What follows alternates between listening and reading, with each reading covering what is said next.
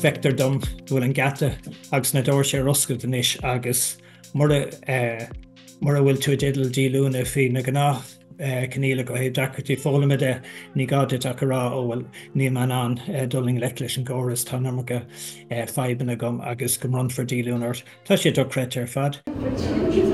Éiríonn figurí nua a fuairmid ón Roinn Oideachais gur tháinig ardú mór ar lína ndíolúintí ó staide na Ghaeilge a bhronnach ag leibhéal na bonscoil agus leibhéal na hiormhonscoil inár. Sa monscoil tháinig ardú os cin chuige fan géad ar lína ndíolúintí nua a bhronnach agus san hiormhonscoil is ardú cearcha chuig fan géad a bhí gceist.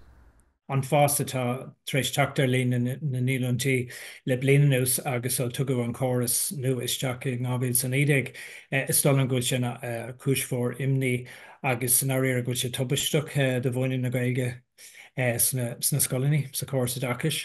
Tá na figurí chuirigh sé eilteacht ar gcuine ag feicintútha. An uair san hiormhonscoil bhronnach thart ar 50,000 díolúna nua ó staide na Ghaeilge.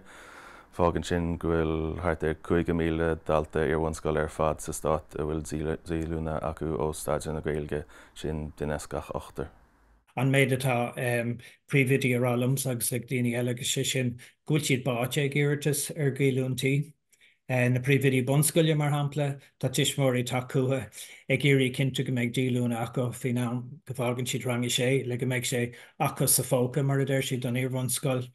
Agus príomhidí iarmhonscoilíonn sin tá siad sin ag bronnadh na ndíolúintí má deir na tuismitheoirí go raibh star the acruptí fólama ag na páistí ag an mon leibhéal. So we're going to have a little read of this, all right? Tá anáid ar gceiste le coppla bliana sa stocha ó thug an Roinn Oideachais chóras nua seach an rábhas níd ag dúircha gnám gunneon faoi rud anmh agus eisceach dúil gon díolúna ach léiríonn na figurí go bhfuil méadú eascumpse take ar lína ndíolúintí a bhrontar ar ghailtaí le riachtanas speisialta Oideachais ó hain.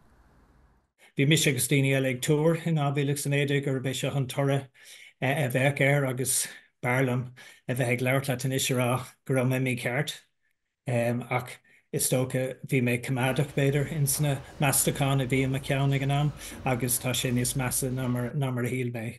Agus tólamsa go bhfuil an bhfuil go gcuirigh díolúnta staid ar an Ghaeilge sa chóras Oideachais go tón puil mar beidh an Ghaeilge mar ábhar roghnach má lena méidir raig mar atá sé. Agus an cumairn scéal gur cuma leis an Roinn Oideachais fhí seo.